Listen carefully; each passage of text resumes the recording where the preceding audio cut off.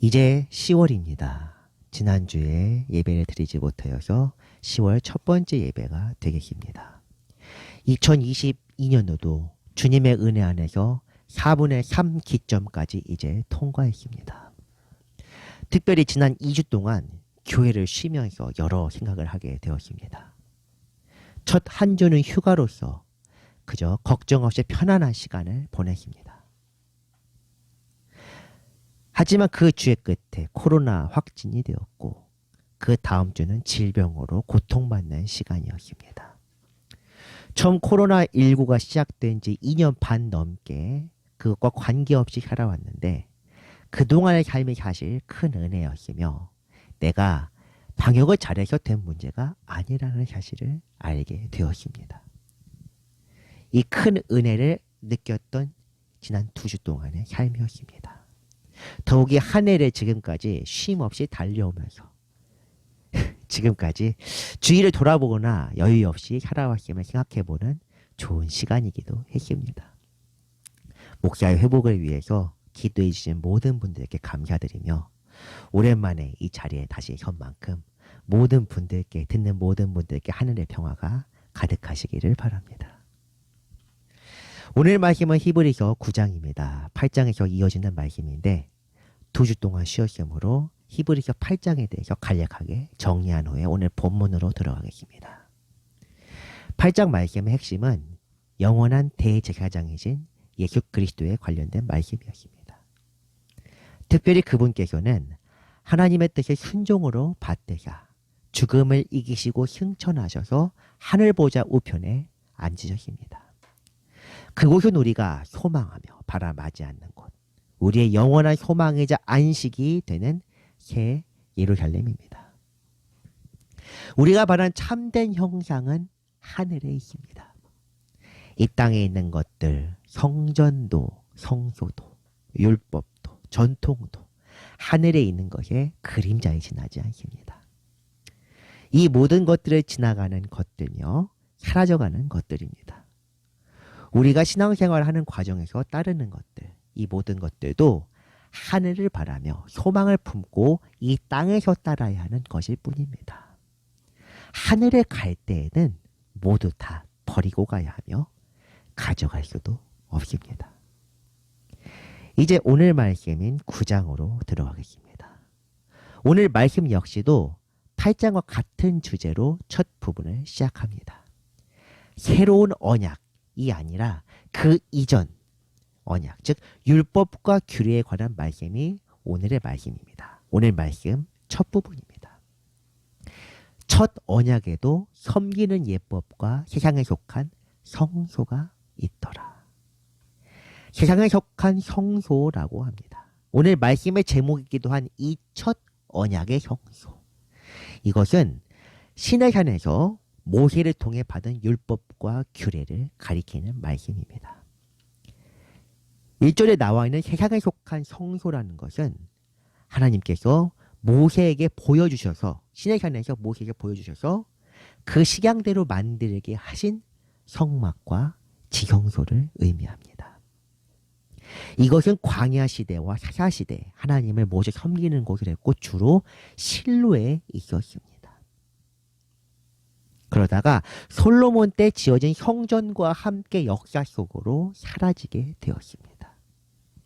이때 장막과 성소, 지성소가 무엇이었는지 2절부터 말씀이 이어집니다. 예비한 첫 장막이 있고 그 안에 등잔대와 상과 진설병이 있으니 이는 성소라 일컫고 라고 되어 있습니다. 성소와 지성소는 거룩한 곳, 즉 하나님이 계신 곳입니다. 거룩한 회막, 즉 성막 안을 성소라고 불렀습니다. 이곳에는 등잔대와 상이 있고 상 위에는 날마다 거룩한 떡인 진설병을 두었습니다. 성소의 모든 물건은 관유라는 특별한 기름을 발라 거룩하게 했던 거룩한 성물이고 진설병 역시도 먹는 용도가 아니라 거룩한 떡, 즉 성소에 두어서 구별하게 하기 위한 그런 용도입니다. 이처럼 성소는 세상과 구별되는 하나님이 거하실 수 있는 특별한 곳이 되어야만 했습니다. 그 이유는 제사장들이 성소에 들어와서 하나님 앞에서 예식을 행해야 하기 때문입니다. 다음 말씀부터 또한 나옵니다. 6절 말씀인데 이 모든 것에 이같이 예비하였으니 제사장들이 항상 첫 장막에 들어가 섬기는 예식을 행하고 라고 되어 있습니다. 첫 장막에 들어갔다, 즉 성소에 들어갔다는 것을 의미합니다. 지성소와 다릅니다. 우리가 주목할 점은 우리가 흔히 예배 전신이 된다고 알려진 제사는 성막 안, 즉 성소에서 드리는 것이 아닙니다. 번제단이 있는 곳은 성소가 아니라 흔히 마당이라고 하는 뜰입니다. 성소는 제사장들만이 들어갈 수 있는 구별된 곳이었습니다. 하나님과 만날 수 있는 사람도 순번에 따라 들어가는 제사장들 뿐이며 또한 하나님 앞에서 예식을 드리는 사람 역시도 제사장들만이 드렸습니다. 레위인들도 아니고 오직 제사장입니다. 모세 때 백성들이 하나님의 목소리를 듣기 두려워하여 모세에게 말씀하기를 원했고 그 대가로 모세 친족인 레위인들이 구별되어 하나님 앞에서 봉사하도록 그렇게 정해졌기 때문입니다. 그래서 그때 이래로 성전 때도 성막 때도 하나님 앞에서 예식을 드리는 사람들은 오직 레위지파 중에서도 아론의 자손들, 즉 제사장들만이 주어지는 특권이었습니다.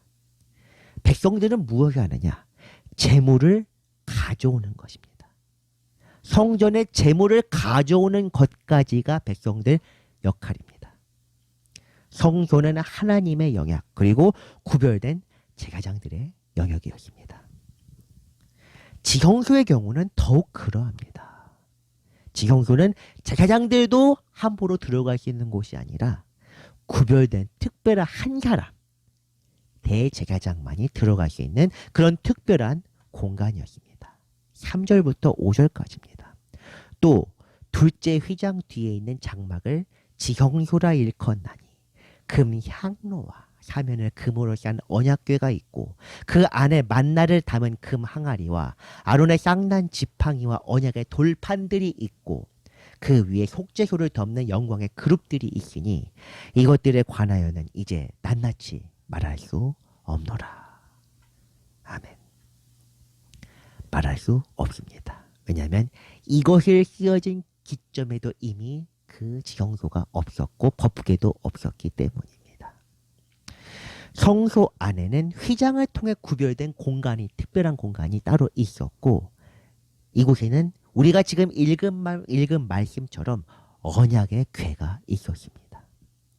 이 언약궤는 하나님이 쓰신 십계명의 두 돌판과 함께 아론의 쌍난 지팡이 그리고 만나 한 항아리, 한 오멜이 들어 있었습니다.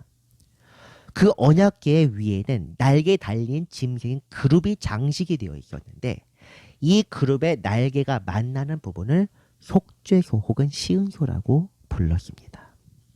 이 속죄소야말로 하나님께서 대제사장과 만나는 거룩한 공간입니다. 지성소에서 하는 일은 우리가 이미 잘 알고 있으리라 생각합니다. 속죄소라는 이름에서도 알 수 있듯이 1년에 한 번 대속죄일에 대제사장의 예식이 이 지성소에서 이루어집니다. 1년에 한 번 사용되는 곳이 바로 지성소입니다. 모든 백성의 죄를 사하기 위하여 들어가 속죄의 의식을 시작하는데 예수 그리스도께서는 자신의 몸을 통하여 이 대속죄의 제사를 드리신 것입니다. 이 말씀이 바로 7절에 나와 있습니다. 오직 둘째 장막은 대제사장이 홀로 1년에 한 번 들어가되 자기와 백성의 허물을 위하여 드리는 피 없이는 아니하나니 1년에 한 번 하나님께 직접 들어가는 때 대제사장 역시도 특별한 준비를 해야만 했습니다. 성소가 하나님이 거하시는 곳이라면 지성소는 하나님이 직접 계신 곳입니다. 이 성막이 하나님의 집이라고 가정을 하면 지성소는 하나님이 계신 방과 같은 곳입니다.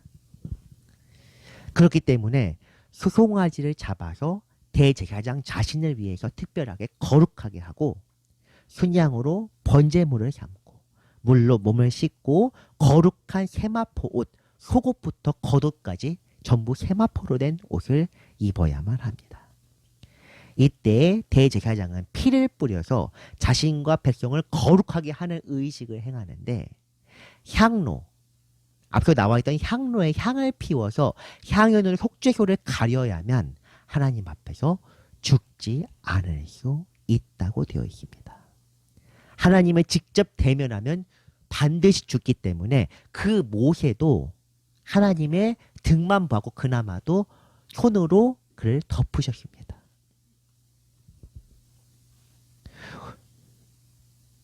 우리가 히브리서 7장에서도 읽었지만 대제사장 역시 죄가 있는 인간이기 때문에 백성뿐 아니라 자기 자신을 위하여도 속죄를 해야만 했습니다.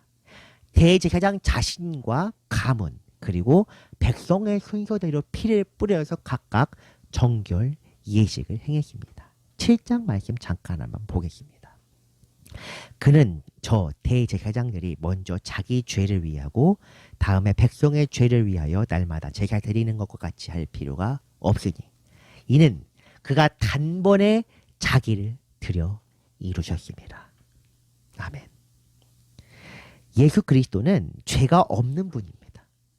거룩하신 그대로 들어가셔서 거룩하지 않은 적도 없었고 계속 거룩하신 분이어서 그 거룩하신 채로 들어가셔서 자신의 거룩한 몸을 들여서 단번에 속죄를 이루셨습니다. 이것이 바로 율법의 규례로 행하는 속죄제, 대속죄일의 속죄제와 예수 그리스도의 속죄의 가장 근본적인 차이입니다. 성소가 관유를 통해 거룩하게 했던 것처럼 지성소 역시도 하나님 앞에서 거룩하게 해야만 하는데 휘장을 통해 세상뿐 아니라 성소와도 철저하게 구별될 수밖에 없는 곳이 바로 지성소입니다. 그 안에는 금 향로에 특별한 향을 태웠습니다. 굉장히 다양한 향을 섞어가지고 특별한 향을 태웠고 그 향은 개인적인 용도로 만들면은 바로 끊어진다는 경고까지 되어 있는 그런 향입니다. 앞서 언급했지만 이 향로와 향연은 시은소를 가리는 속죄와 관련이 되어 있습니다. 이 향에 대해서 속죄에 대해서 다시 한번 또 나오는 부분이 있는데 민수기 16장 부분입니다. 16장에서는 고라의 범죄로 전염병이 발발하자 향로에 향을 태워서 백성을 위하여 속죄했다는 기록이 있습니다. 또한 요한계시록에도 향로에 대한 이야기가 나와 있는데 계시록에서는 특별히 금 향로에 향연이 담겨 있고 그 향연이 하늘을 향하여 올라간다는 그런 묘사가 있습니다. 이 부분을 잠시 언급하고 넘어가겠습니다. 계시록 8장입니다. 또 다른 천사가 와서 제단 곁에 서서 금 향로를 가지고 많은 향을 받았으니 이는 모든 성도의 기도와 합하여 보좌 앞 금 제단에 드리고자 함이라. 향연이 성도의 기도와 함께 천사의 손으로부터 하나님 앞으로 올라가는지라. 아멘. 지금 우리에게는 성소도 없습니다. 성막도 없고 지성소도 아무것도 없습니다. 하지만 지성소와 속죄소 혹은 시은소의 역할을 대신할 수 있는 것이 바로 우리의 기도입니다. 하나님께서는 지성소를 거룩하게 하시는 향과 함께 우리의 기도를 들으십니다. 그 기도를 들으시고 속죄소를 통해 우리에게 응답하셔서 우리의 죄악을 씻어주십니다. 기도가 중요한 이유는 바로 여기에 있습니다. 기도는 내가 필요한 것을 구하는 것도 물론 기도지만 근본적으로 예수께서도 이렇게 말씀하십니다. 가장 귀한 것 성령을 주신다. 구하는 자에게.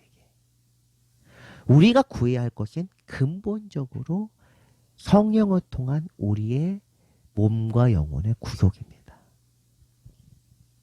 우리가 하나님 앞에 서는 것은 이처럼 기도를 통해서만 가능하며 우리를 깨끗하게 하는 것도 기도를 통해서 이루어집니다. 이를 분명하게 기억하셔서 기도로 생활하는 우리 모두가 되어야 합니다. 이제 오늘 본문 마지막 부분을 읽겠습니다. 8절부터의 내용입니다. 성령이 이로써 보이신 것은 첫 장막에 서 있을 동안에는 성소에 들어가는 길이 아직 나타나지 아니한 것이라. 아멘. 이 말씀이 조금 이해하기가 어렵습니다. 첫 장막에 서 있을 동안, 그리고 성령이 이로써 뭘 보이셨냐, 이런 표현들이 굉장히 익숙하지 않은데 세 번역으로 한번 읽으면 조금 더 도움이 될 것 같습니다. 이것은 첫째 칸 장막에 서 있는 동안에는 아직 지성소로 들어가는 길이 드러나지 않았음을 성령께서 보여주시는 것입니다. 이제 조금 이해가 되십니까? 첫째 칸 장막, 즉 성소 그리고 지성소는 휘장으로 엄격하게 분리되어 있습니다. 이 말씀을 받는 부분들, 지성소 들어가는 길, 성소와 지성소가 분리되어 있는데 이 말씀이 구절로 이어집니다. 이 장막의 현재까지의 비윤이 이에 따라 드리는 예물과 제사는 섬기는 자를 그 양심상 온전하게 할 수 없나니 이런 것은 먹고 마시는 것과 여러 가지 씻는 것과 함께 육체의 예법일 뿐이며 개혁할 때까지 맡겨둔 것이니라. 아멘. 이 부분이야말로 오늘날의 신앙인들이 특별히 새겨야 할 내용입니다. 우리는 지금 성막 시대도 성전 시대도 아닌 교회를 통한 신앙생활을 하고 있습니다. 하지만 우리는 지금 대부분이 교회를 성전처럼 이해하며 다니고 있습니다. 실제로 물론 제가 이것이 정확하게 무조건 틀렸다 이야기하는 것은 아닙니다만 대표 기도를 할 때나 설교를 할 때조차도 교회를 성전 키리아칸으로 이해하는 경우가 상당히 많이 있습니다.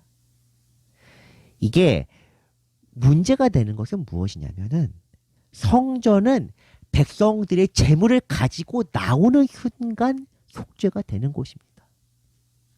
그런데 교회를 그런 곳으로 착각하면 안 된다는 사실입니다.